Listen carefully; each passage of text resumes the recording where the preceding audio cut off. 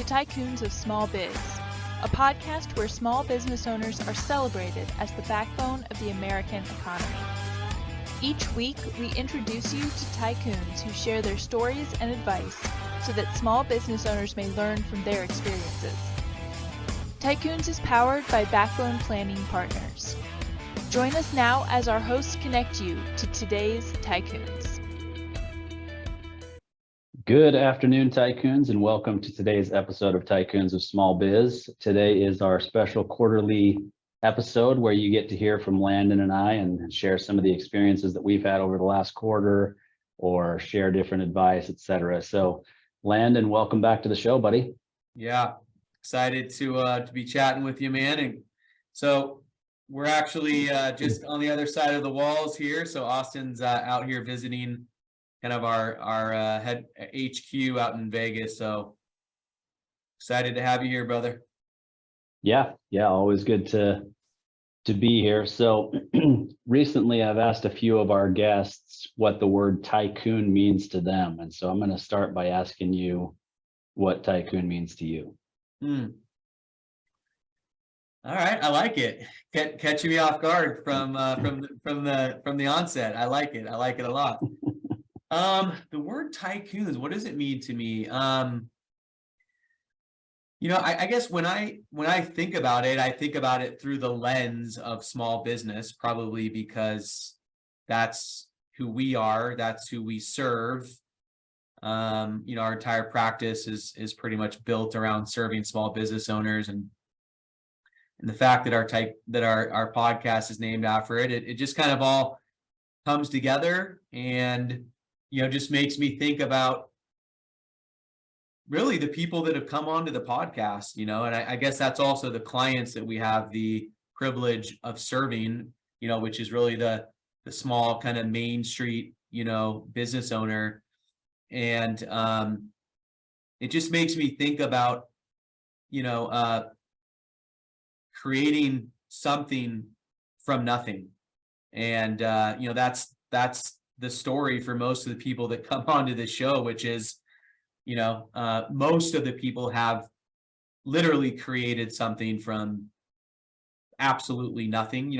I'm sure there's some of our guests that have come on that, have, acquired, an existing business, which is a great thing to do. But I don't think that's the case for most of the guests that have come on the show. I would venture to say probably 90 to 95% of the people that come on the show have literally started the business, on a shoestring, from scratch. And so, I guess that's kind of what it would mean to me is building something, creating something, from essentially nothing to something that is meaningful, to something that is, that allows a large group of people, maybe that's 5 people, maybe that's 100 people, to have, a meaningful livelihood, a good, solid place, to work, being led by a person, with high, moral standards and high values. And so, yeah, I think that's kind of encapsulates what my definition of a tycoon would be. Yeah, no, I love it. I think, what's interesting is that everybody's take on the word tycoon is just a little bit different, right? I mean, the initial usage of the word, everybody would talk about like an oil tycoon, or, you think back in history to the Vanderbilts or the Henry Fords of the world. And more recently, you've got like the Bill Gates or the Mark Zuckerberg or the Steve Jobs, or, those people are definitely tycoons of industry, people who have built something significant, right? But in my mind, the reason we went with the word tycoons when we put together this podcast is that there are a lot of really strong, really great businesses that are run by business owners throughout this country that are never going to become household names.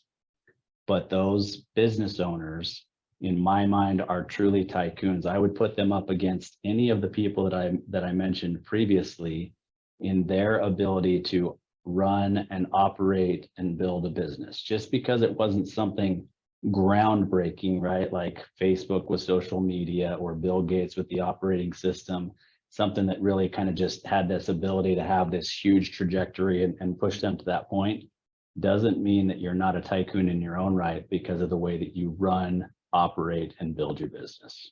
Yeah. Yeah, absolutely. I love it. Yeah. So over 150 episodes in, we're excited about where we've come from with the podcast and where we're going to go from here. But as I mentioned at the beginning, we've decided that once a quarter we would interview each other and just kind of talk about some different things that we're seeing in our day-to-day practice that can benefit business owners who are listening. And you and I decided that this episode we would talk a little bit about growth through acquisition, right? And so, obviously you can grow a business through organic growth, and that's by going out and finding new customers and doing everything that you can to continue to grow your revenue. But another way to do that is through acquisition. And so our listeners are probably not aware of this at this point. Maybe I've mentioned it in some other episodes, but I've done acquisitions in the past. You're in the middle of an acquisition right now. And so let's just kind of start by having you lay the groundwork as to what type of acquisition you're doing, how it came about, what your process was like, and just kind of, we'll start by unpacking it there. Yeah, for sure. Yeah, it's not really public knowledge, that I am doing this. So this will be kind of the first time that I'm kind of publicly, talking about it. So that's cool. I kind of was introduced to, there's a couple different terms for it. The kind of the buzzword right now is ETA, entrepreneurship, through acquisition. And although you and I already own a business together, which I would classify as, starting from scratch. Our story is pretty unique in the sense that I started my practice from scratch.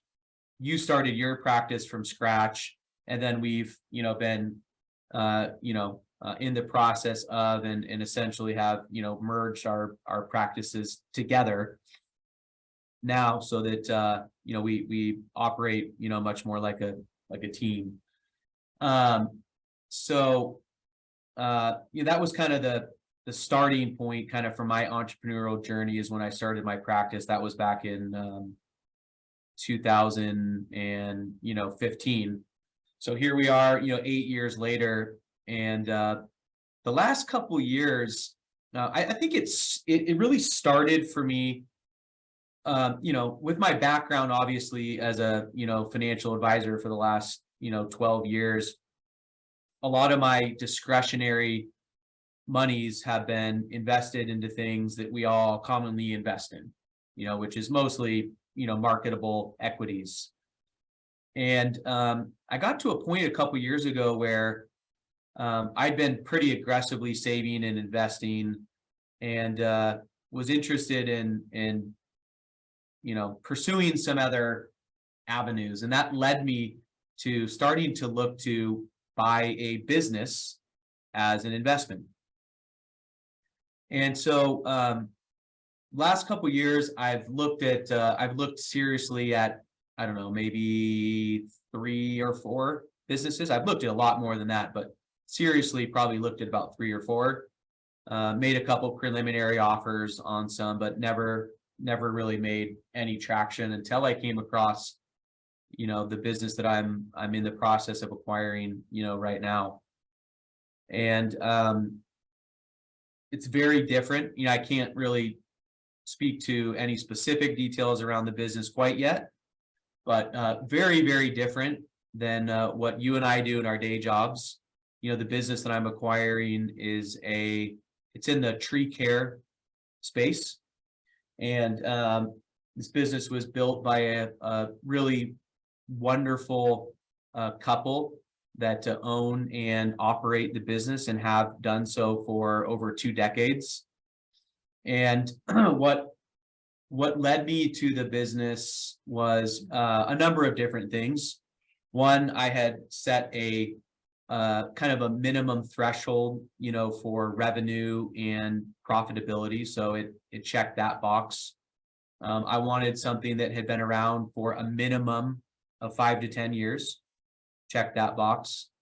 I wanted something that had built a strong foundation, but also had a lot of room for growth and improvement, and certainly checked that box. So that's what initially attracted me, to the business. And so here I am now, about probably 8 to 10 weeks into the acquisition, from submitting the offer and having that being accepted, to going into due diligence. And now, we're just kind of waiting on financing, to line up, and we'll close on actually a month from today is the expected close date. So May 25th is the expected close date. So that's kind of what is going on. So we can certainly dive into, any more of the details that we think would be relevant or valuable to share. But that's kind of the acquisition in its essence and where we're at the moment. Yeah, so let's actually back up a little bit and talk about how you got started in this process. You can talk about why, right? Why you thought you wanted to do something like this, because you've done some other investing in the past, not just with marketable securities, but as an angel investor, for example, and why you kind of chose to do that. But then for our listeners who are listening and thinking, well, gosh, yeah, I'd be interested in acquiring a business. Maybe they don't own a business at all right now. Maybe they want to grow their own business through acquisition, or maybe they want a completely separate business like what you've done from your day-to-day job and business. So, I mean, how do they get started, right? Like, how do you even know where to look for a business that's for sale and to start this process? Yeah. So I would say, even before you start to look for a business, that you really need to put some, kind of lay the groundwork for, like, why is it something that you want to do? What is that going to, look like, after you acquire the business? Are you looking to run the business yourself as the day-to-day operator? This term passive investor or absentee owner, gets thrown around a lot. And for somebody that's acquiring a small Main Street business, and I would really classify that as, anything under $20 million of revenue. The idea of buying a business, and being totally passive or absentee, I would say that's kind of a, that's kind of like a myth. It's kind of like a, it's a unicorn, or, it's a Bigfoot kind of type, scenario where, they may or may not exist out there, but if they do, they've only been seen by a very select few. And I think that's the case with, buying a small business and thinking that you can buy something and be an absentee owner, or, it's going to be totally passive.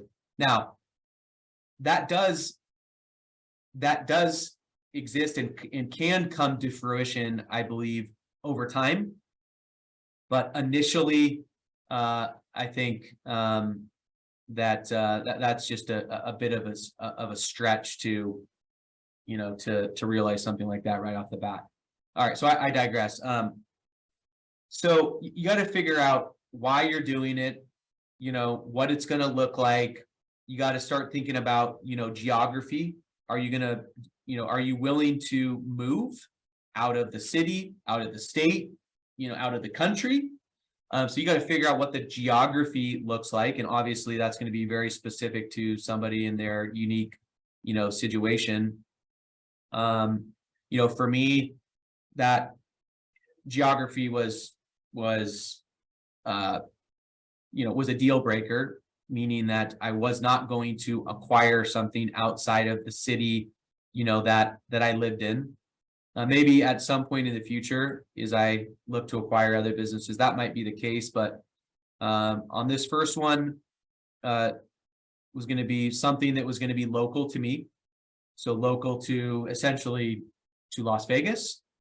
And then, starting to kind of figure out what things are going to look and feel like from there. But you got to figure out, why you're doing it, what kind of business, what size of business that you want to look for, are you going to run it, or are you going to attempt to hire an operator from day one? And then geography, that's kind of a good starting point. And then you can start to back into what kind of, business that you want to start looking for. And, how do you actually start that process of looking for a business? Where do you go to find it? Yeah. So tell us so once you've kind of put together your list, the things that are important to you and the way that you want to build this, which I agree with 100%. You shouldn't just go in and start looking at listings and go, oh, that looks interesting. You've got to know what it is that you're trying to accomplish here. The classic, I've said it 100 times on this podcast, the classic begin with the end in mind from Stephen Covey, right? So have an idea of what it is that you're looking to acquire and ultimately where you think you can take it over time. Okay, you've set all those parameters in place. Now it's time to actually find a business. Where do you look? Yeah. As you and I were prepping for this call, we talked about, just kind of bullet pointing, our discussion today. And it started with acquisition. And really there's two ways to grow a business: organically and through acquisition. And it's actually the same kind of, it's the same kind of deal when you're looking for a business. There's really two ways to go out and buy a business. You can do it, we'll call that the organic way. And the organic way would be you start to figure out some businesses, again, let's just assume that you're going to stay local. You go out and you start to make a list of maybe, 50, 100, 500 businesses that would fit your criteria. And you just start to do cold outreach to these business owners and say something to the effect of, hey, my name's Landon, from the outside, it looks like you built a really wonderful business. I am looking to acquire, a business that is, I believe, to be similar to yours. Are you open to having a conversation, around that? And most of your outreach will go unnoticed. You'll get very few responses, but the responses that you get could end up being, quality and leading to some great opportunities. That route is extremely time intensive. To really successfully find a business doing that, most people will spend the equivalent of a full-time job, doing that. And that's where you'll hear this term like searcher, somebody that's out there searching for a business essentially full-time. And most people that do that, the typical time frame will be 6 to 24 months, to find something. And the second route would be through listed businesses. So business brokers that list businesses for sale, just like you would list a house for sale. Brokers list businesses for sale. And there's several different websites. Biz Buy Sell, I think, is the largest marketplace, for listed businesses. And then there's several others that you can look at. And that's how I found this business. So this particular business actually happened to be listed by a friend of mine who sells a lot of businesses. And this business had come across my desk, through email. I was interested in checking it out, inquired, was beat out by somebody, that made an offer, within, I don't even know, I think it was a week or maybe 2 weeks maximum. So they took the business off the market. And then that opportunity was not able to be closed by the potential buyer. So it came back onto the market, and the same day that it came back onto the market, I inquired and ended up setting a meeting with the sellers and just had a lot of rapport with them, which is super, super important. Anybody that's acquired a business will tell you that, you know, being able to get into rapport quickly with the sellers is imperative. So I was able to do that. And then after the first meeting, we had a second meeting within 1 to 2 weeks and made an offer and was accepted, and then moved into our exclusivity period, which just means that typically when you make an offer on a small business and it's accepted, you're going to move into a period where the business is essentially taken off the market and they cannot entertain or accept any other offers because you're essentially, you know, locked in with them. Yeah, so let's talk a little bit more about the rapport that you mentioned and why you feel that's important. I mean, first of all, anybody who knows Landon knows that Landon can build rapport quickly with pretty much anybody. But talk to us a little bit about why you think building rapport is important and what common ground existed in this particular transaction and why you think that made it easier to get through the negotiations, et cetera. Yeah. I mean, my one word answer would be alignment.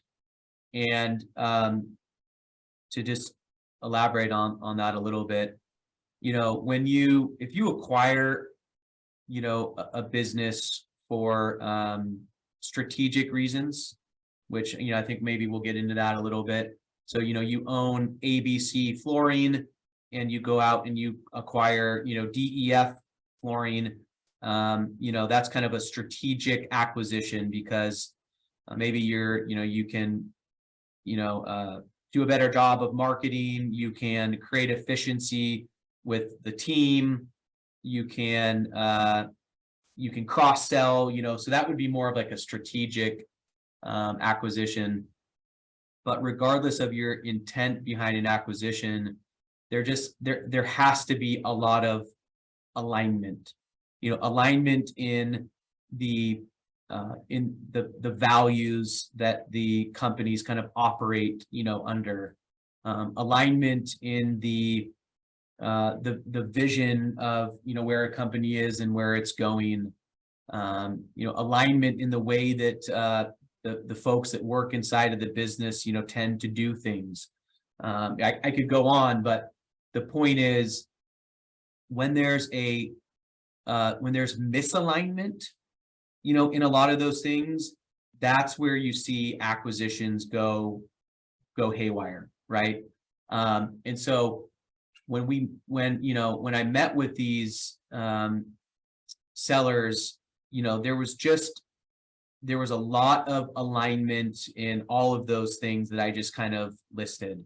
But I'd say, honestly, probably the most important thing, at least to me, in this particular acquisition was, you know, just a significant of alignment in personal values, in the way that they treat people, in the way that they interact with people, you know, eye contact and in body language and, you know, standing up out of the chair to shake your hand. So a lot of just little subtle things like that are really important to me, were them because of, you know, just clearly based on their actions. So there was instant kind of rapport with these two individuals based on a lot of that kind of you know, stuff. So we were off to a really good, you know, starting point in that regard, and then that just led into identifying other areas where we were clearly, you know, aligned in just the way that they had built the business. They've got some really strong, you know, processes and systems in place, but there's also some opportunities to improve upon, you know, what they have built So again, just a lot of instant alignment, and then that led into some further alignment for some of the other things that we see as opportunities to build upon, like I said, the foundation that they've kind of set. Yeah.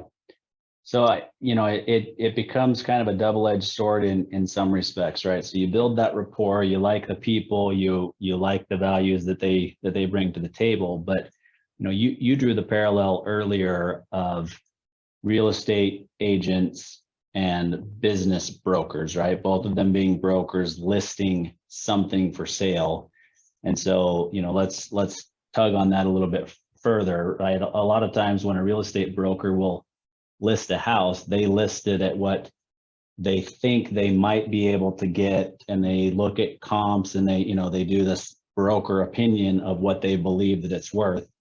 The same thing happens on the business side, but it's not always based fully in what the business is truly valued at, right? There's typically some sort of a markup. And so, you've built this rapport, you've got a great relationship, your values are aligned, but now it's time to basically tell them what they're asking for is too much. So how did you cross that line and deal with that with these sellers? Yeah. All right. So a lot there. So just for some context, a listing real estate agent represents the seller. A buyer's real estate agent represents the buyer. So there's two parties involved that are representing, their clients. I guess I should say there's two brokers involved there representing each of their individual parties. Business buying is different because the broker is kind of representing the business. Now, there's differing opinions here, and I'm sure some business brokers might push back on this a little bit, but essentially the business broker is representing the seller. The seller approaches the business owner, or the owner approaches the business broker and says, I want to list my business for sale and I want to sell my business. And the broker says, great, let me help to help facilitate, that for you. So the broker is absolutely representing the seller. Now, the broker wants to get a deal done. So a good broker is going to work with the seller, and it's going to work with potential buyers to help facilitate and negotiate a successful transaction, we'll call it, right? Because that's how the broker gets paid. So that's important to understand. Okay, a good broker is also going to do some good legwork with their client on the front end to help put their best foot forward when they're coming to identify a listed value for the business. You and I talk a lot about, the fact that the vast majority, depending on what statistic, you look at, what number, on the first page of Google you look at, but somewhere between 70 and 90% of small businesses that list for sale don't ever sell. And one of the big reasons behind that is just an inflated value in the minds of the owner, right?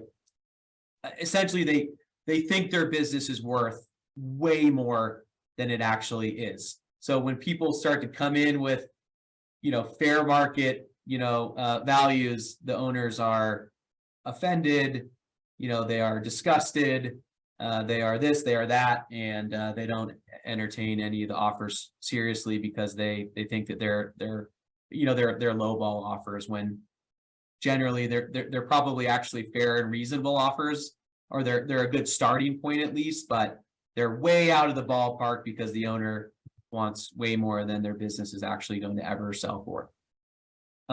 So a good broker is going to help to approach that and to help facilitate that conversation from the get-go.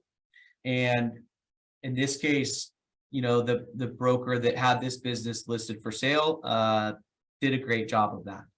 So they listed the business at a reasonable valuation, very reasonable.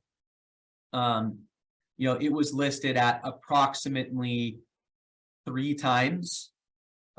In this case, so profitability can be sliced and diced in several different ways in the small business owner marketplace. It can be seller discretionary earnings, it can be EBITDA, it can be EBIT, it can be based on net profit. All these different ways to slice and dice profitability. In this case, it was based off of a 3 multiple approximately of seller discretionary earnings, which for anybody that doesn't know what that is, seller discretionary earnings is, imagine you've got a pot, and inside that pot you throw in a salary, so salary and wages, and any other financial benefit the owner is realizing. So for example, in this particular case, they were running health insurance, their personal health insurance through the business. They made quarterly tax payments, so those can be thrown into the bucket.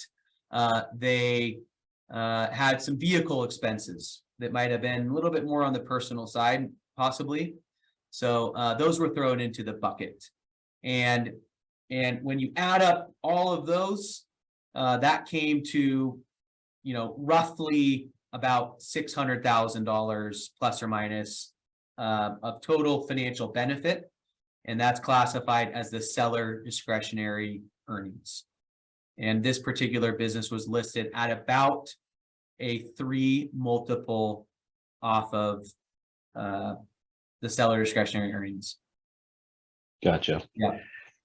Yeah. So you use that as a starting point, and then you begin to negotiate different aspects. And, not to kind of put you on the spot here, but the reality is a large majority and even lending institutions would like for the large majority of transactions to have some sort of a seller carry, meaning that the seller's carrying a portion of the financing, because the bank feels that puts them in a more comfortable spot. The owner is going to be the selling owner is going to be continuing to want to make sure that the business functions well and continues to run at about the same seller discretionary earnings, and revenues continue to grow or at least stay flat, and that helps a lender feel more comfortable. So you ultimately didn't have a seller carry in this particular transaction. So I'd love to have you share with the listening audience how that came about.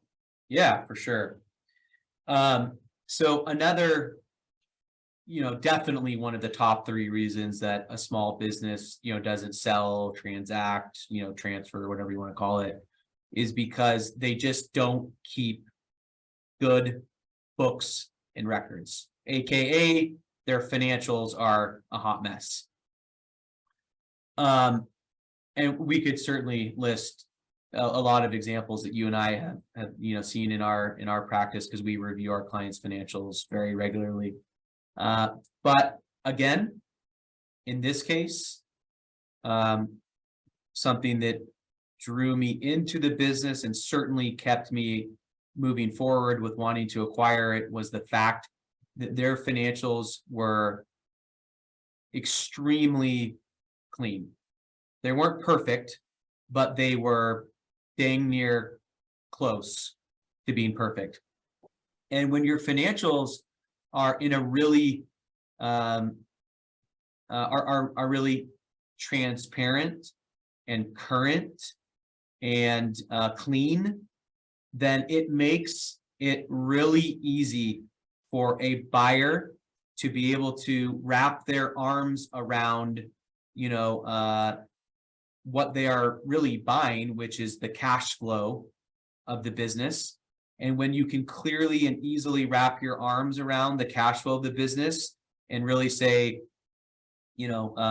just be able to put yourself, in the shoes of your future self and say, hey, if I'm owning and operating this business, how likely is it for me to be able to continue the same financial success that this business has had? If you can really easily put yourself in your future shoes and feel really confident about that, that's kind of everything in a way, right? Because it reduces your perception of the risk significantly as the buyer, which then in turn gives you much greater confidence that you're going to be able to maintain the same or similar levels of profitability that the business was realizing when, the previous owners were operating it.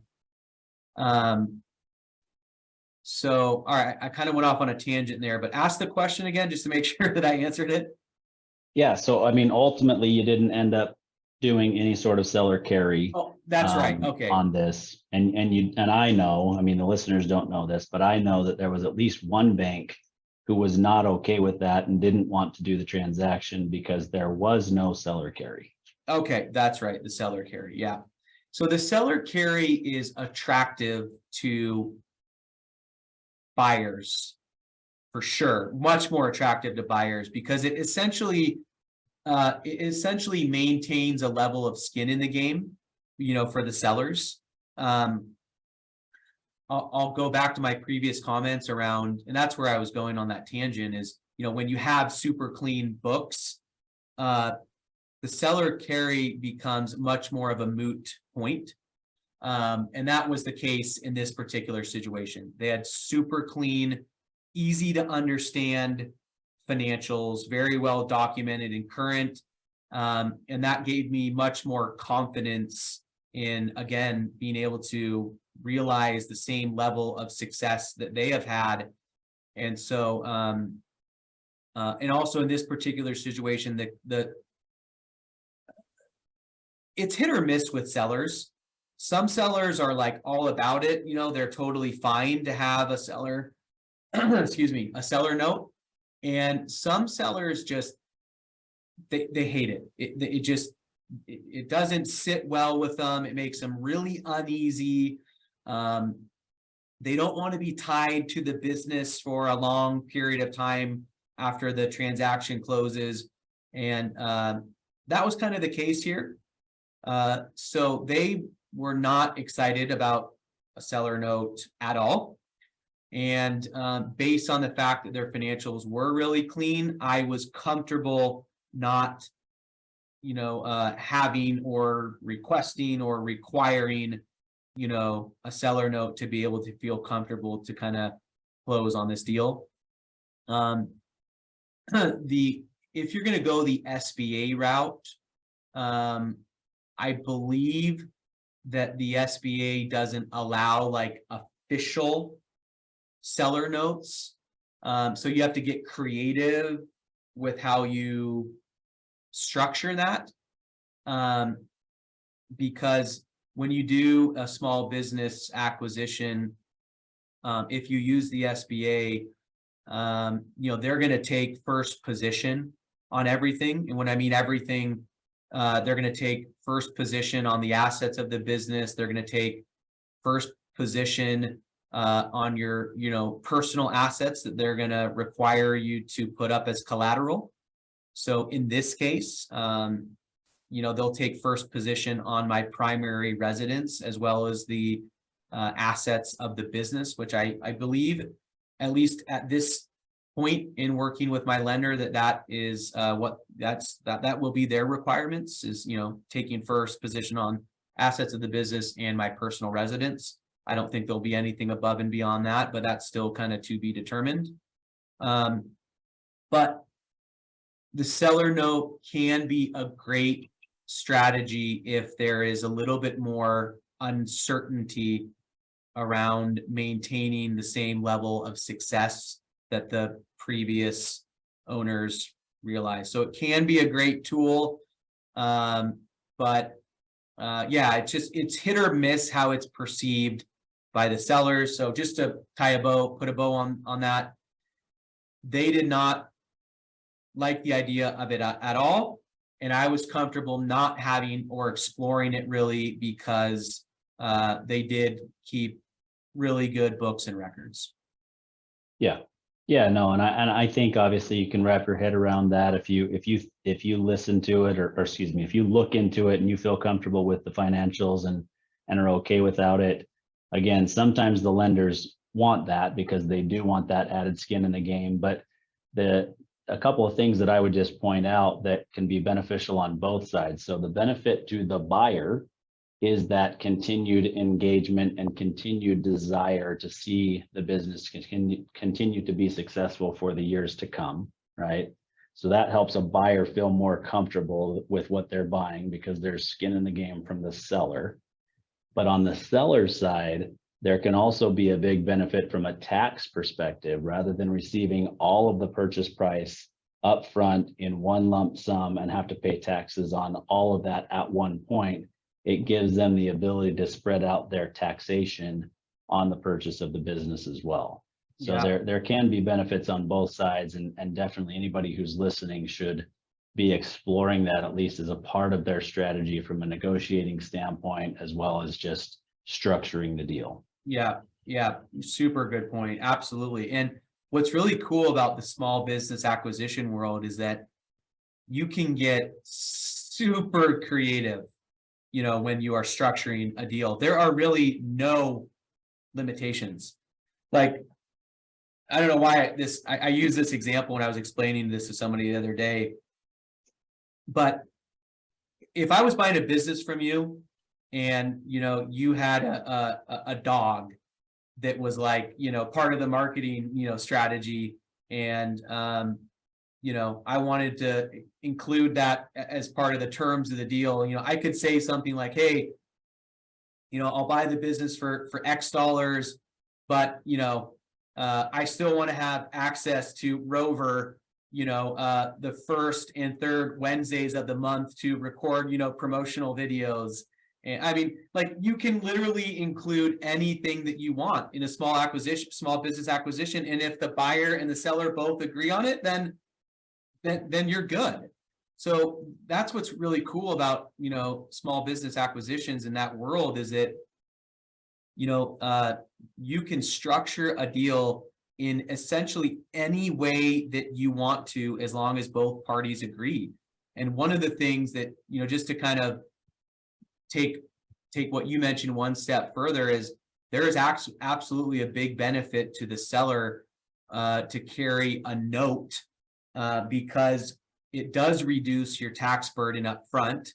It also allows you to earn a whole bunch of extra money on the deal, because you typically will assign an interest rate to that note that you are carrying, right? So if you're gonna act like a bank, well, then you should be treated and reap the same benefits that a bank will reap in a transaction. But it also can allow you to kind of like annuitize, the sale of your business. Like, you could structure a deal to where you say, hey, I'll sell you my business for, $2 million. And I just want essentially a guaranteed payment of $100,000 a year for the next, 20 years. I mean, that's obviously a long period of time, but if you wanted to structure your deal like that and both parties agree, have at it, Yep. So yeah, there are definitely there are benefits to both sides, by executing on a seller note, for sure, undoubtedly. Yeah.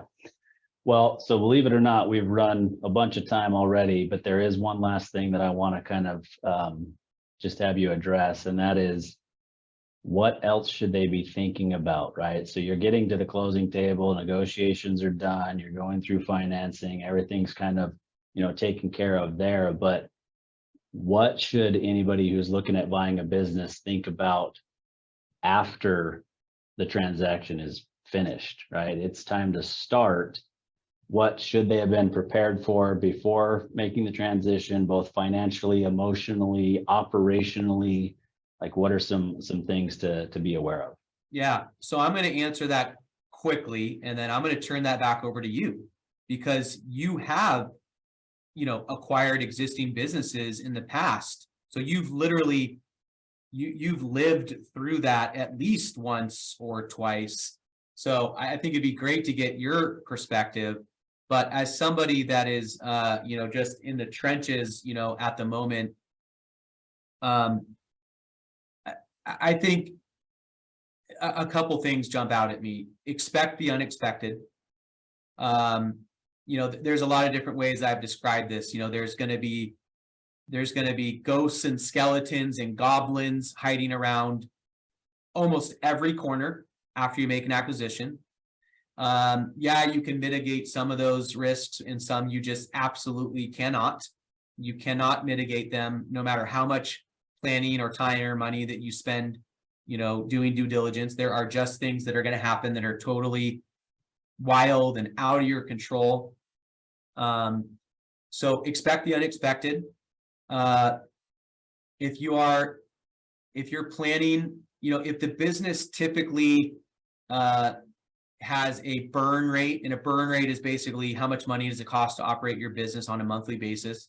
If your monthly burn rate for the business or before you acquire it is, I'll just use a nice round number. If it's $100,000, plan to have 3 to 6 months of working capital minimum.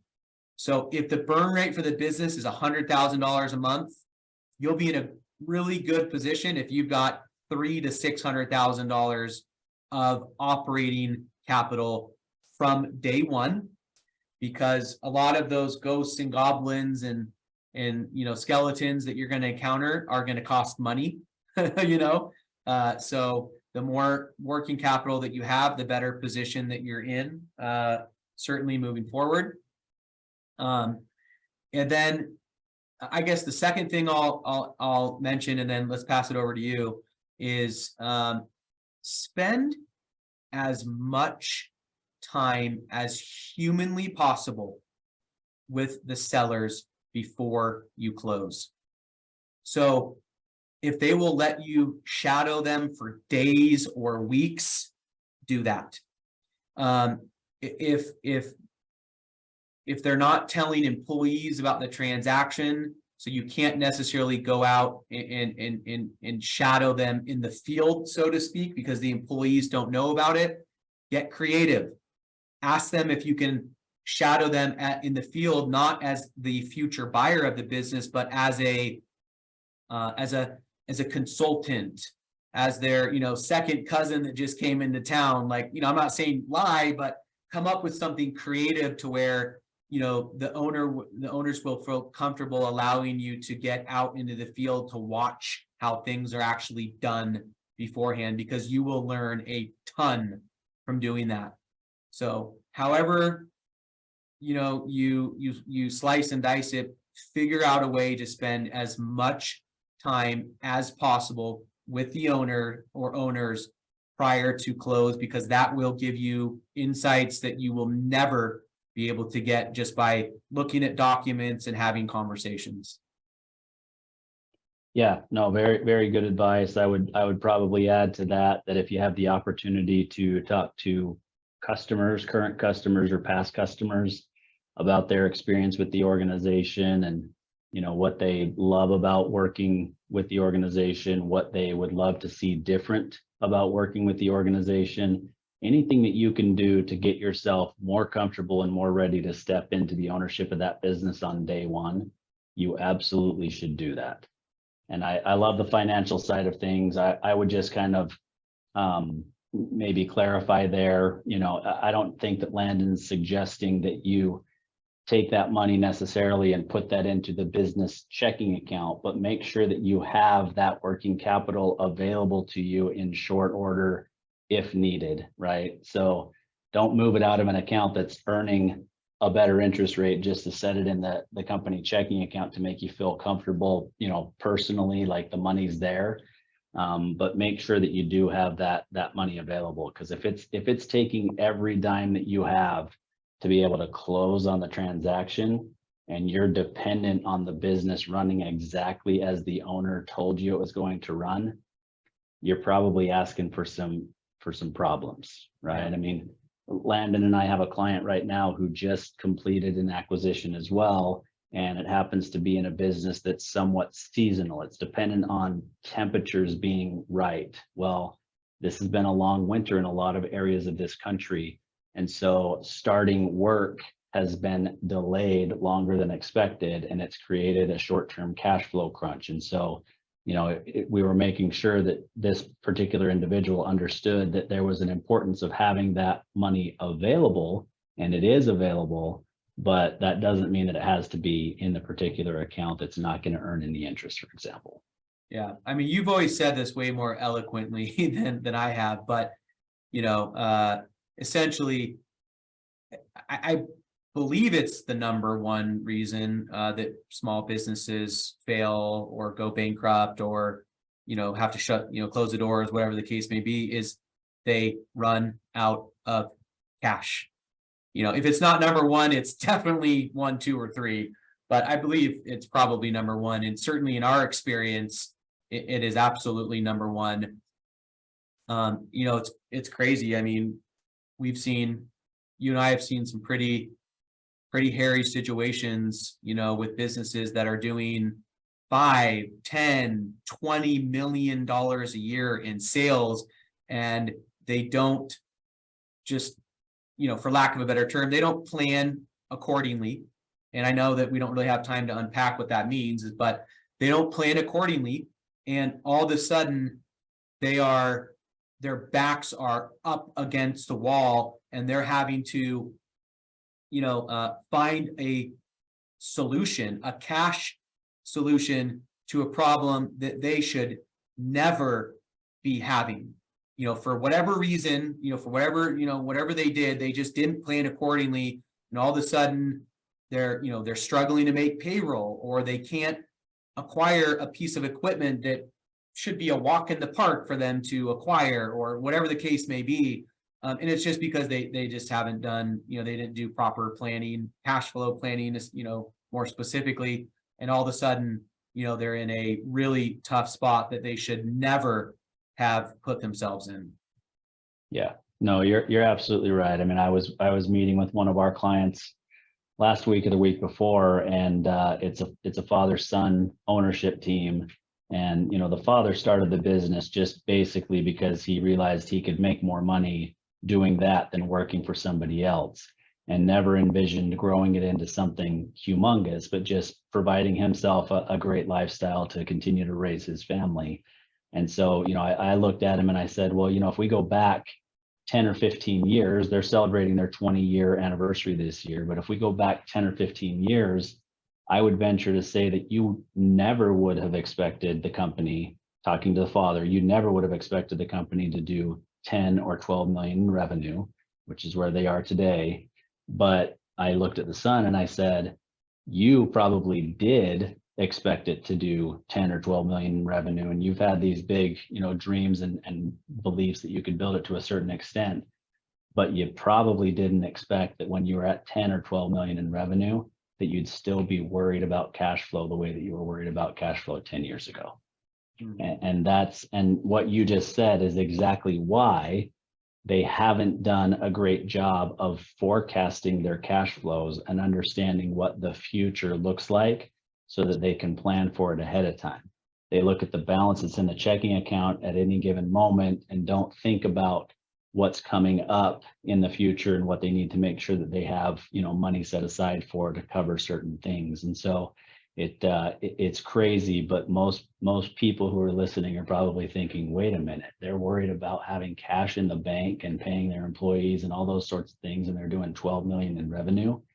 but that's the reality. Is every business, regardless of the amount of revenue, they have to understand their cash flow and watch it closely and make sure that, your accounts receivable aren't getting too old, or, all these types of things that you can do to control the cash flow inside of the business, because you're absolutely right. It is the number one reason that businesses fail, is that they can't control their cash flow. Yeah. Yep. Absolutely. I mean, I guess we're kind of, we're kind of out of time, but hey, it's also our podcast. So if we want to go late, I think we're fine. I think we both can approve it. But I mean, just to kind of close it up, just spend like a couple minutes and talk to us about one of the businesses that you personally acquired in the past. And I think I touched a lot on the leading up to the acquisition, but once you've completed the acquisition, talk to us just about what are some things that we all need to be thinking about, like in regarding integration and all that kind of comes with integration around the culture and the processes and the systems that are used and technology and all that kind of stuff. Like, how did you kind of approach that, in one of your acquisitions, and where did you succeed and maybe where did you kind of fail, and what would you have done differently? Yeah, I mean, I think the first thing, I'd go back to what you talked about with alignment, right? And just because you and the owners that are selling are in alignment on culture, values, principles, whatever the case may be, does not necessarily mean that the relationship and the alignment that you're looking for there will align as well with you as it did with the past ownership group, meaning the employees, the executive team, the management team, whatever that looks like. Just because you guys have the same values doesn't mean that you're going to connect as well as they did with the current group. And expecting that will happen quickly or it'll be a seamless process is a big no-no. You've got to expect that there's going to be bumps and bruises, and you've got to kind of go in with your eyes wide open and explaining to them, look, I'm not Mr. and Mrs. X, right? I know that. You've worked with them for a very long time. They speak very highly of you. They talk about your value to this organization and the importance of you being here. We don't have the same personality, but I want to make sure that you understand that I value you here, and I want to learn from you what you would like to see me do differently than what they did, what you'd like to see me do the same that they did, the things that are important to you in helping to continue to be a top performer for our organization. So that integration can be crucial, and you've got to be willing to actually make changes early if you believe that those changes are warranted. If it's not going to work, even if they told you that is the person that you need, they're the top performer in this, they're whatever, if you're butting heads and it's not working from the get-go and it's not going to work for your organization and it's going to be detrimental, everybody's heard hire slow, fire fast. It's true here too, right? If it's going to create a problem and it's ultimately going to affect the organization, you got to make that change quickly. The other thing that I would add, where I have failed a couple of different times in acquisition, is believing that the management team is capable, that was installed before and was running the organization, is capable of just running it as an absentee owner, like you mentioned, right? I did go in thinking these organizations are running well, they're profitable, or maybe they're not so profitable, but I see an opportunity to kind of turn things quickly, but accepting or believing that the team was running smoothly and that there weren't problems going on behind the scenes. And it caught me in a big way with a couple of different acquisitions, to where I had to fully get involved. And like you said, that myth of absentee ownership, especially in an acquisition, I had to fully get involved and figure out where the problems were and fix them. And in some of the acquisitions I've done, there had to be a major contraction in terms of closing locations or whatever to get to a profitable number, as well as get full control of the team and buy-in from the team that was there. Mm-hmm. Yeah. Yeah. Super good point. You know, there's all these small business buying gurus out there right now, because this is kind of a hot topic these days, especially with, younger, folks and younger folks. That makes me sound really old, doesn't it? younger people, they're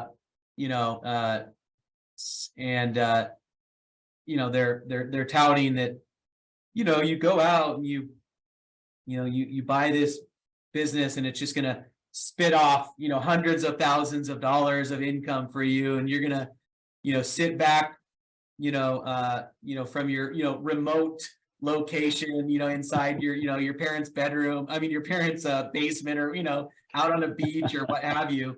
And you're just going to collect these big fat checks and have to do nothing for it. And that's just, it's a myth that doesn't really exist out there. You can get to that point, but it takes a lot of work, a lot of involvement, a couple of years of grinding, and having the right management team in place that can allow you, to get to that point. So you can get there, but buying a business that already has all that stuff in place, that's a needle in a very, very large haystack. Yeah, no doubt about it. Well, I'll tell you what, Landon, as always, appreciate the conversation. There's nobody I'd rather be on this journey with, both on the Backbone Planning Partners and Tycoons of Small Biz side than with you, and appreciate the conversation and your openness and willingness to talk about what it is that you're doing at this point. Yeah, likewise, brother. That was fun, man. Enjoyed it. Appreciate you.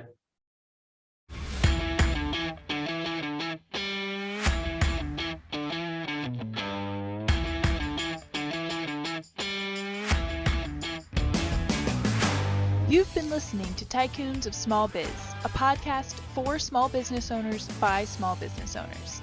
Join us next week for an introduction to another great tycoon, and be sure to follow us on our social media channels for links to all of our episodes and great content.